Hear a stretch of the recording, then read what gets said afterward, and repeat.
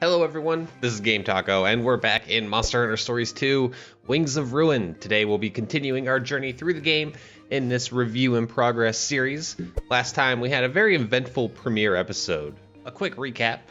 Our rider, Takoyaki, helped Mahana Village take care of some aggressive monsters. We battled our way through the Wrath of Woods with our new cat friend, Naviru. And when we got through the woods, we met Enna, a Wyverian girl who dropped some mega story bombs on us. She tells us monsters all over the world are acting aggro. She gave us a Rathalos egg. And then she tells us we should make our way to Rutoh Village. Phew, that was a lot, huh? Well, we got a doozy of an episode today. Let's go ahead and dive in. This is going to be a long one. So after our brief sailing adventure, crossing the high seas, our crew heads towards Rutoh Village. We cross through the Alcala Highlands, a delightful woodland with some new monsters. We see some Slagoths, some blue cuckoos, real Ludras just doing their thing, not a care in the world. But it's not long before we have ourselves a problem. Our Rathalos egg is wiggling. Oh no. Is it about to hatch? We didn't even do the hatching ritual. Animal. Nah, I'm just kidding. A Legiana actually comes flying out of nowhere and kidnaps Enna.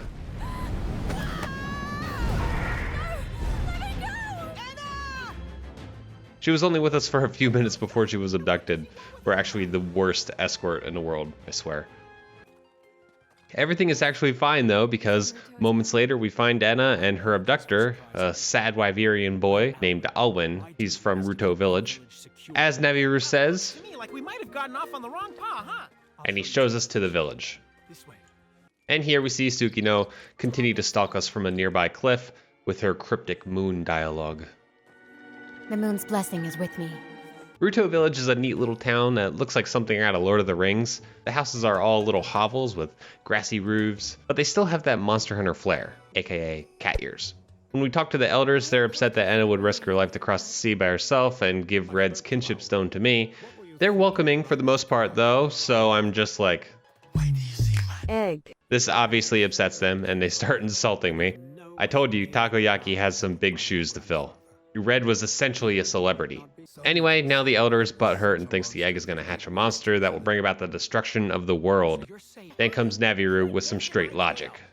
You don't seriously believe all that? The writing for most of the NPCs is just so generic and wishy-washy. Seems like the village doesn't know what it wants. Does it want to hate me? Does it want to love me? I don't know. But in order to prove ourselves, now we have to complete the rite of channeling. But before we can do that, we have a new task. Defeating a Palumu with Alwyn. Whew, about time we get out of the village. Felt like I was just sitting there spinning my wheels while the elders were deciding if I should be banished or accepted. While roaming through Alcala, I see a great Jaggy. This seems like easy prey, an easy target, right?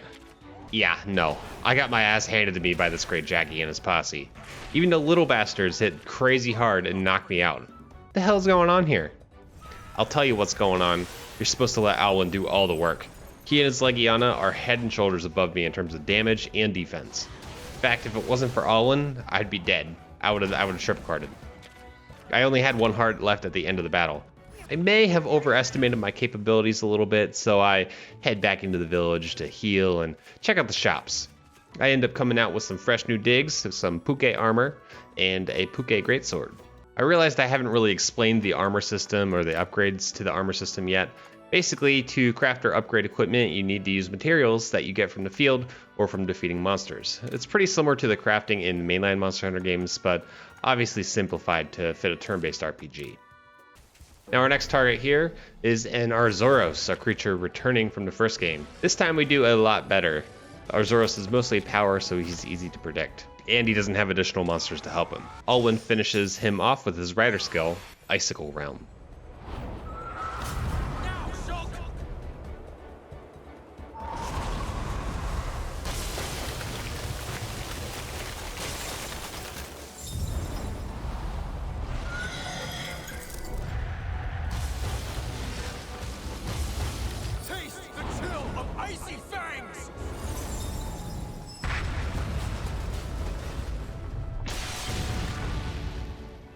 While exploring, we gather a new egg, and it turns out to be a Palumu, the creature we are currently hunting. I name it Komori, which means bat, and I put him in my party. But also, we find our first golden nest. I found a soggy Leviathan egg inside. Let's get back on track and find that Palumu. Inside this dark forest, Naviru finally gets to experience the feline joy of chasing bugs. We also get to know Alwyn a little bit better, and Red as well. Long story short, Red was well liked because he was a genuinely nice guy. He could also hear the voices of monsters and, I guess, like, talk to them. My grandfather was a monster whisperer. Cool. So now we're in the Itul forest, strutting around on Komori. I see a new monster in the open, Kurupeko. Kurupeko has buff songs that he performs to give himself an advantage, and mostly uses technical attacks. We make short work of him. We do get to see Komori's rider skill, called Jet Balloon. It's short, but pretty funny.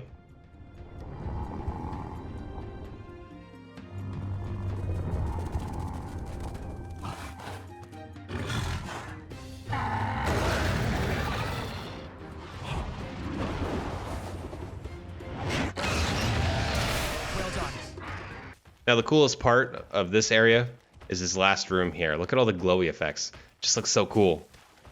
It's probably the most unique room that we found so far in the game. We find the Palumu eventually, and this time it's no frills, just straight to the battle. I kind of knew what to expect since we already have one in our party. When you're fighting one in the wild though, it can inflate into a balloon and you need to flash bomb it or break apart to knock him down. Once we knocked him down though, Porkchop went hard with his wild ride.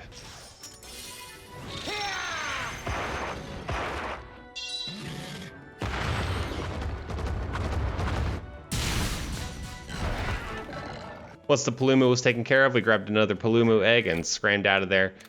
I have a bunch of eggs to hatch here.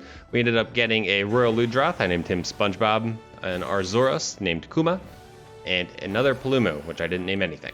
Now, we've done this, we fought the Palumu. Can we learn the rite of channeling yet? The answer is no. We're still an errand boy for Rutoh Village. We got another task to fight a monster that looks like a rock. I feel like I've seen one of those before. Yes, you have, Naviru. You and I fought lots of these monsters in Stories 1.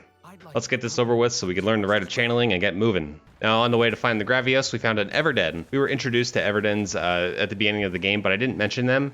Essentially, they're dungeons with monsters and treasures inside. You can get a special currency inside called bottle caps, which you could spend at a feline merchant on Hakolo Island. We'll take a look at what we can buy in a minute. Now, when we get to the next area, we get a bit more background on Red and Alwyn's relationship. Red is super young in this because humans age differently than Wyverians. We also see that Red likes to touch faces. What are you doing? There's a fast travel station nearby, so I went into town and upgraded our weapons in preparation for the Gravios that we're about to fight. And then once we found the Gravios, I quickly realized I messed up. I should have kept the hammer in my quick slot because I only had bladed and pierced weapons available. Luckily we got Alwyn to carry us. Gravios ran away eventually, so I opted to fight a couple of wandering Tetsukabras. I want to put one of these guys in my party eventually, but I haven't found his egg yet. So I thought now would be a good time to upgrade my armor, so I went to that mysterious feline that accepts the bottle caps that I mentioned earlier. I really like this idea of having a secondary currency, plus he looks just like the Resident Evil 4 merchant. What are you buying? There's a lot to choose from here. I'm really digging the look of the Quetzalcoatl armor, so I went with that. This will give us some great fire resistance for Gravios' Hyper Beam. I also grabbed a few of the recipes for sleep knives and shock traps, a couple other things. Before we jump back in, I hatched some more eggs. We got 3 freaking great draggies. What am I gonna do with all these? We have way too many technical mobs. Anyway, back to the search for the Gravios. We eventually find him, and the new armor and hammer prove very useful. Of course, Alwyn and his Legiana are even more useful though throughout the fight. He often acts as a tank, a DPS, and a heal. Porkchop did end up dropping once, but not really a big deal. We wiped out Basarios and went to town and finally learned the rite of channeling. The rite of channeling is the process of combining monsters to improve their stats and abilities. See, each monster has a little bingo board full of different abilities. We can transfer genes from one monster to another, granting the recipient new abilities that it will learn as it levels up. If you match up the genes of the same type or element, you can get extra bonuses.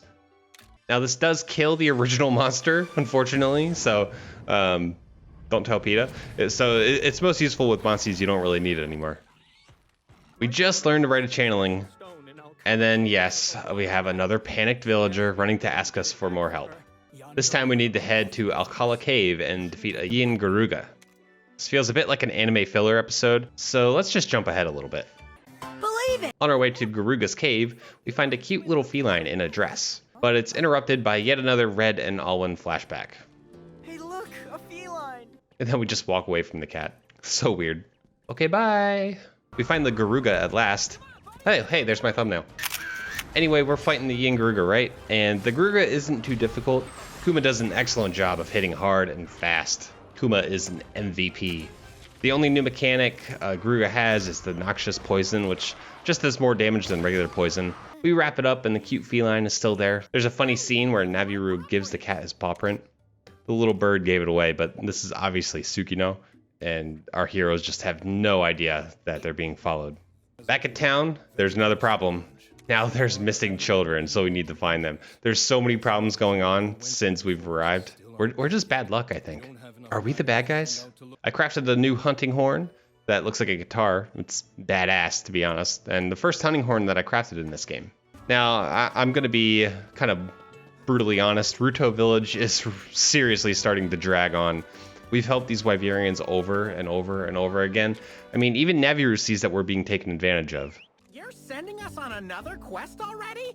Ugh, you really know how to work your riders. Still, because we're good riders, we're good people, we found the children. And there was another clip of Alwyn and Red, and then we had to defend the children from a wild Duramboros.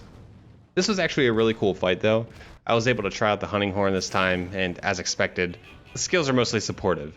But I also feel not including the note system is a missed opportunity. That might be on other hunting horns, I'm not sure, so we'll have to experiment later on.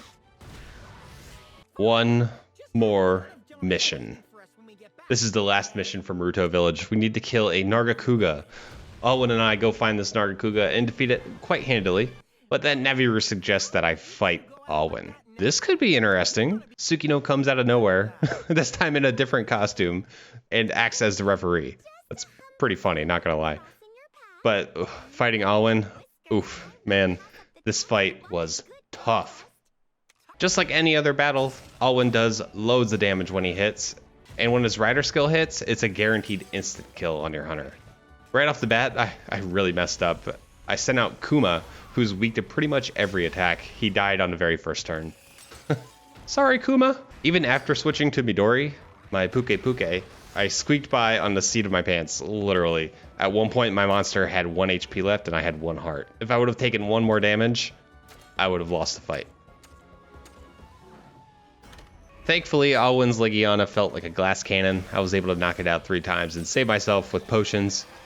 What an exciting fight this was. The PvP in this game seems like it's going to be really intense. In this fight, it honestly felt like the battle could go either way.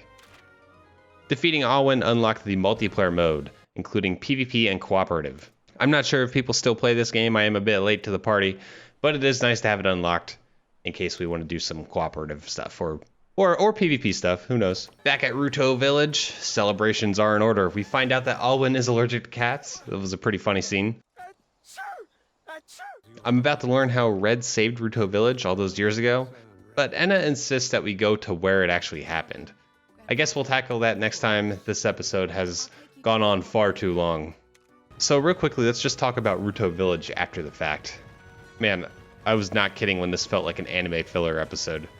The missions from the Elder felt so inconsequential, repetitive, and forced.